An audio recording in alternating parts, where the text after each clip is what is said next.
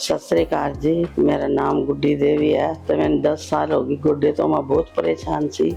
था दवाई लीती है, कदे हड़मानगढ़ों लीती, कदे सरसे तो, कदे बठंडे तो, कदे चौकटी रोड तो, सारे दवाइयां लीती, मेरे कोई आराम फर्क नहीं आया। जमान ठहर के मेरा गोडा लमक गया। गुप्ता हॉस्पिटल ने कैंप लाया सी डब्बाई मंडी ते असीं इत्थे पहुंच के सलाह लीती सी इन्हां दे कोलों। सलाह लैके फिर असीं इत्थे पहुंचे बठंडे इन्हां दे कोले ते फिर इन्हां ने मेरा ऑपरेशन किया, बहुत वधिया किया सी। मैं सारे फिर मेरे कोई इलाज नहीं, इत्थे इलाज होया। आज 4 दिन हो गए मेरे ऑपरेशन होए नहीं, मैंने कोई दिक्कत नहीं आई, जमा भी इन्नी जी दिक्कत नहीं आई।